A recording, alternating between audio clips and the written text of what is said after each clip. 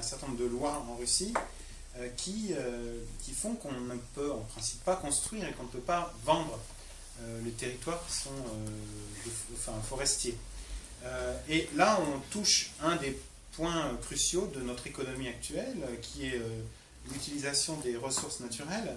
Et on constate que, en fait, pour ce projet, qui est idéalement placé au milieu de la forêt pour pouvoir utiliser toutes les terres qu'elle recouvre, on a un prix à l'hectare lors de l'achat, enfin le premier pour construire le projet, qui est de l'ordre de 4000 roubles l'hectare, donc ça fait à peu près 100 €, et qu'actuellement, ces terres qui sont concernées, qui sont placées autour du projet, atteignent, alors qu'il n'y a pas encore de route, atteignent des prix à la revente qui sont de l'ordre de 7 à 8 000 $ pour 1/100 de cet hectare. Donc on voit bien ici l'intérêt d'avoir utilisé ce tracé. Можно я добавлю еще ответ? На самом деле проект этой трассы, он существует довольно давно, еще с 70-х годов 20 века. Идея была построить еще дополнительную дорогу между Москвой и Санкт-Петербургом. До 1999 года трасса не должна была проходить через лес. Donc en fait, ce projet de construire une route supplémentaire entre Moscou et Saint-Pétersbourg est assez ancien. Il date des années 70. Jusqu'en 89, tous les projets qui concernaient, ou le projet, je ne sais pas s'il y en avait plusieurs, mais qui concernaient la construction de cette route ne passaient pas par la forêt de Khunti. И только при появлении компании Ванси появился этот план, то есть это произошло одновременно.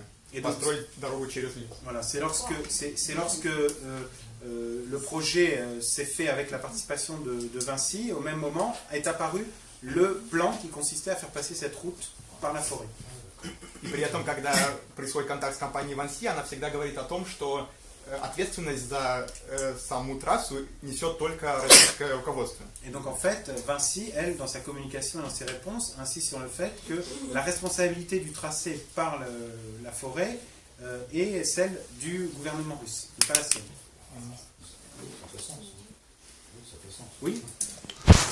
Простите, у меня вопрос. Вы сказали, что землю эту уже продают по высокой цене. А кто продает? И по какому праву они продают? То есть и те, кто уже купил эту землю, кто они, как бы вы, то есть их интересы, может быть, они как раз против того, чтобы трасса уходила мимо. То есть они же купили дорогую землю, и они уже останутся в дураках, если она уйдет. Да, очень-очень хорошо. А давайте мы переведем, да? Donc la question porte sur le fait que Evgeny a évoqué le fait qu'il y avait déjà des opérations immobilières sur les terres qui devaient se situer autour de la future autoroute. Et donc en fait, la question c'est de savoir qui vend ces terres, qui les achète, et est-ce que ce ne sont pas aussi ces gens, ces personnes qui ont acheté ces terres à fort prix et qui entendent en gagner quelque chose, sont justement ceux qui sont contre le changement de tracé qui ferait qu'en fait ils se trouveraient roulés. Значит, вопрос замечательный. Спасибо большое за вопрос, потому что мне хотелось бы поподробнее об этом рассказать, как это происходит. Дело в том, что до сих пор продавать эти земли нельзя. Ключевой документ, который регулирует наши отношения лесные, да, это лесной план. И в соответствии с лесным планом, это земли Химкинского lesa, следовательно, по законам Российской Fédération, их продать просто физически нельзя. Alors en fait, c'est une question vraiment très intéressante et j'aimerais répondre un peu plus en détail comment ça se passe. Il se trouve que toutes ces questions immobilières liées au patrimoine forestier sont réglementées par un code, un plan forestier qui délimite ces zones et que, en fait, selon la loi de la Fédération de Russie actuellement, il est impossible de procéder, interdit de procéder à la vente de ces terres. Мы обнаружили, что идет продажа земель Химкинского lesa совершенно случайно. Et on a découvert qu'il y avait des ventes qui étaient effectuées tout à fait par hasard. Мы нашли в интернете предложение о продаже земель вдоль трассы.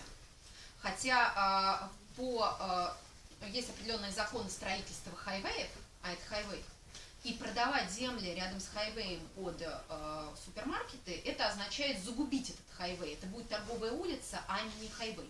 Donc en fait, on a trouvé par hasard des annonces sur Internet qui proposaient à la vente des terres qui étaient situées à côté de la future autoroute.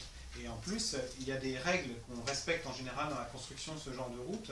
on évite de construire des gros centres commerciaux à côté de ces autoroutes, parce que sinon ça devient des lieux de passage pour les clients, c'est des zones commerciales et qui évidemment posent des problèmes de transport et vont contre l'intérêt de ces routes en ligne. И мы тогда сделали следующее. Я позвонила по громкой связи под запись в компанию, которая осуществляла продажи земель вдоль трассы. И стала спрашивать про кусочек Дубравы, который они хотели продать рядом с трассой. И я задала вопрос, но там же деревья, не будет ли у меня проблем при покупке земли? И мне сказали, проблем не будет, мы их вам вырубим. Et donc j'ai appelé le numéro qui figurait dans l'annonce en mettant le haut-parleur et en enregistrant la conversation, bien entendu. Et je leur ai demandé justement des informations sur un terrain que j'avais spécifiquement désigné. Et je leur dis, vous comprenez, mais là il y a des arbres sur cette parcelle. Est-ce que je ne vais pas avoir des problèmes quand je vais l'acheter avec ces arbres? Il n'y aura pas de problème, on va vous les enlever les arbres. Я спросила, конечно, про статус земли. И мне объяснили, что его сейчас, вот эти земли Химкинского леса, губернатор Московской области переведет. Et donc en fait, j'ai posé aussi la question sur le statut actuel de ces parcelles.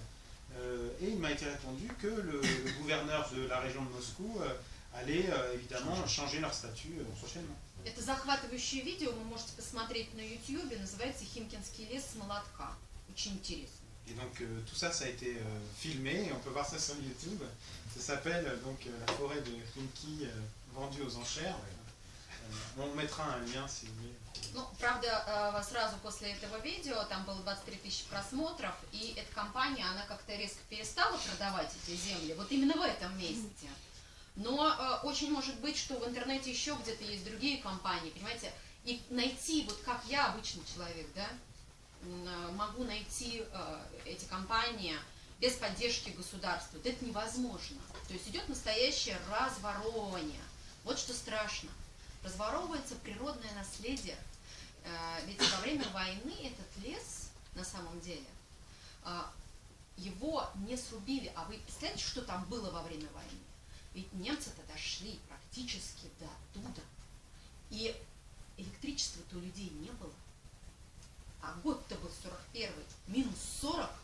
И они ни одного дерева оттуда не вырубили. То есть вы представляете, как они жили, как они этот лес сохраняют. И вот как его сейчас можно уничтожать, это в голове не укладывается.